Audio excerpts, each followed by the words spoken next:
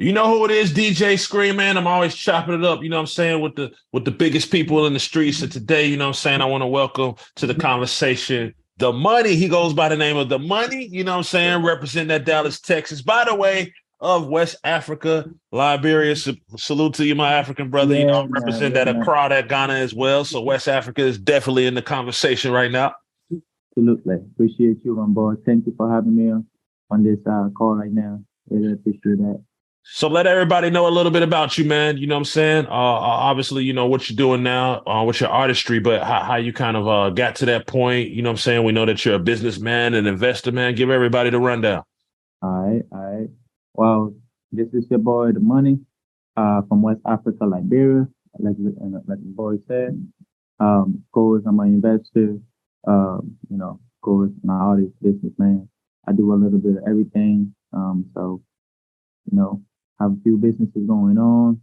The music has always been my thing. So hey, why not? I'm here now. So talk to us a little bit about the business side of it, you know what I'm saying? Because I always tell people, if you're gonna be an artist, you know what I'm saying, there's a lot of artists out there, they got a lot of talent, you know what I'm saying, and we love that. But here's the reality.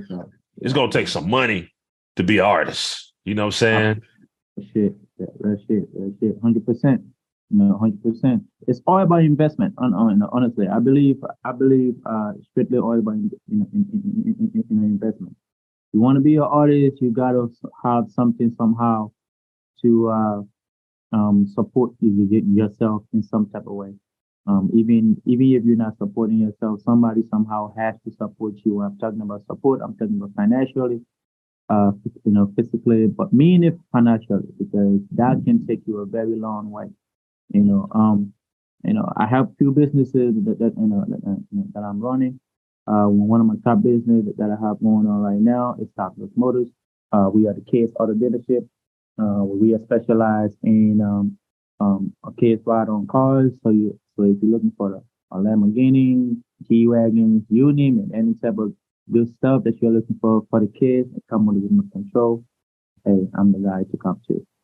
It's just toplessmotors.com. If you're trying to, grab one, everything right now is on sale. Yeah, so I definitely know very well that you cannot be an artist and not be a businessman, because you got to know the business side of being an artist. 'Cause it's just so hard. Some people don't understand that. They just feel it's all about going to the studio and just making music, and they forget the business side of it. Forget about making a connection. Forget about doing what's supposed to be done behind the scenes. So yeah, but I'm here now, and of course, uh, and that's it. Mm. Tell us a little bit about the lifestyle of the money. Like, what's some things you enjoy doing? Like you already said, you're kind of into the business of cars. You know what I'm saying? Is it traveling? Is it fashion? Is it Yeah, women? Is it cannabis? Is it what is it? You know what I'm saying? We see it's jewelry, so we know that's one of them.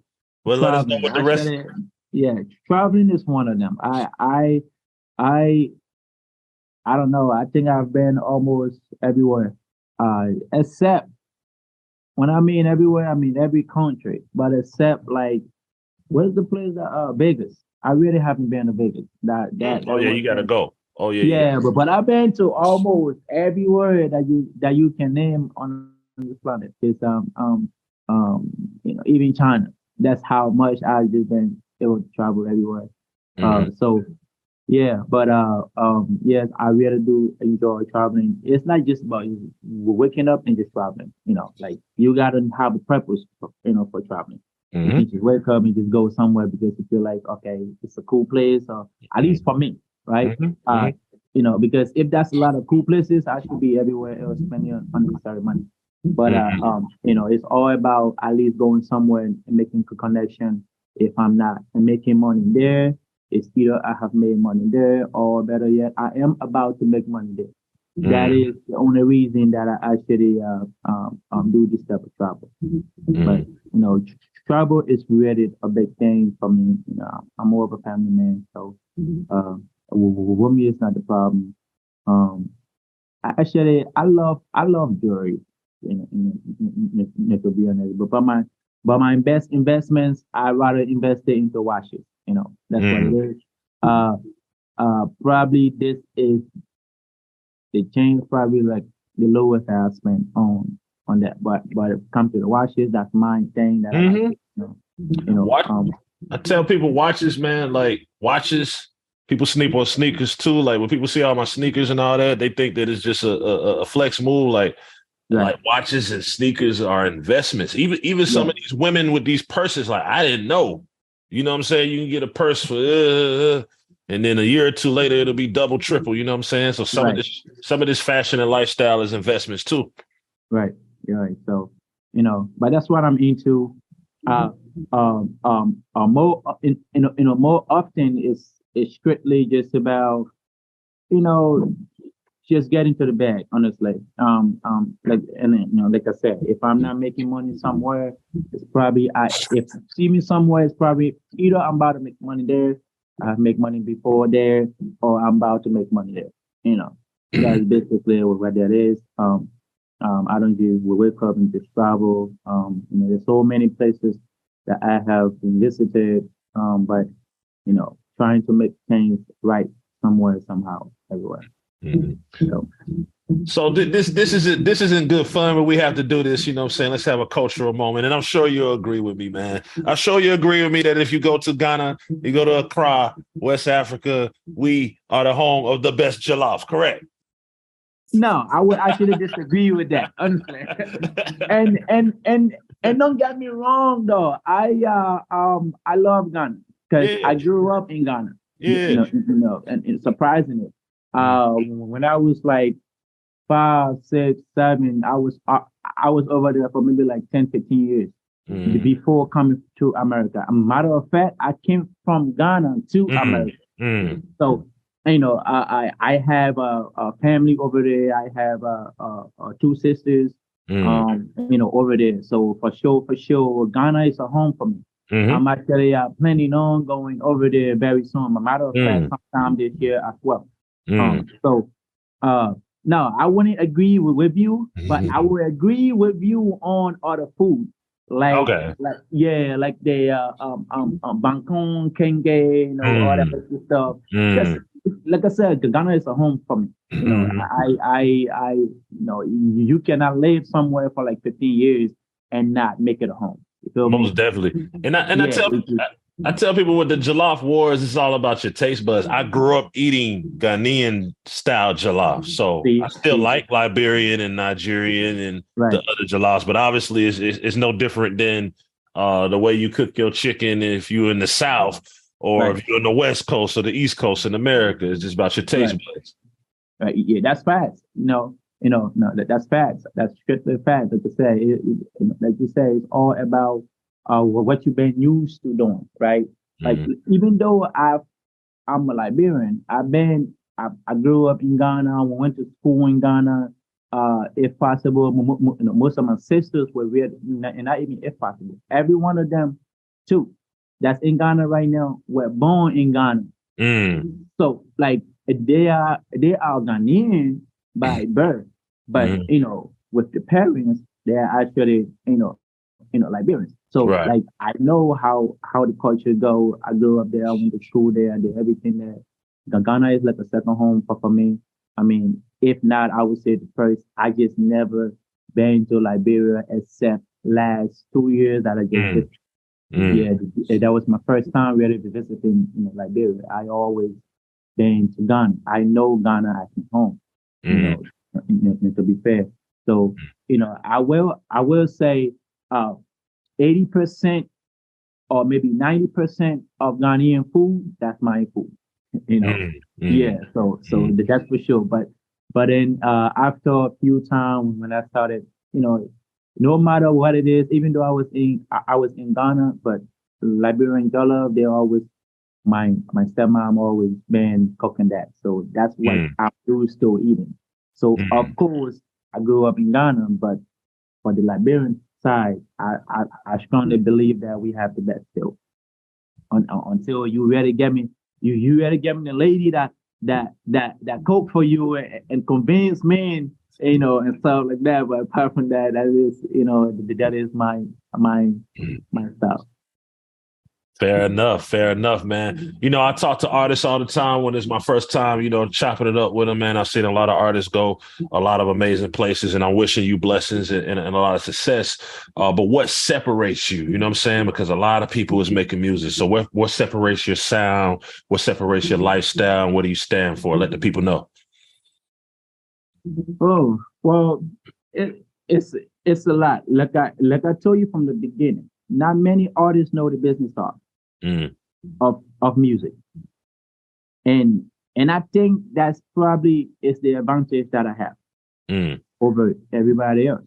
Um, um, um, I would say I am privileged enough, right, to say uh, I have a head start when it comes to the business side because I learned the business first before even getting into music.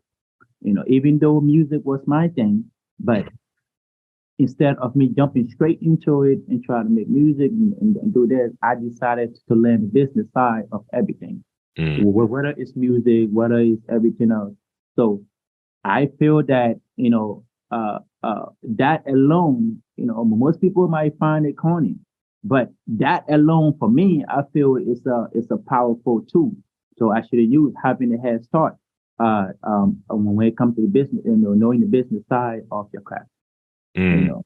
know, like I said, not many people or not many artists know that they leave everything to the manager. They don't strategize on how to get things going to what it's supposed to do.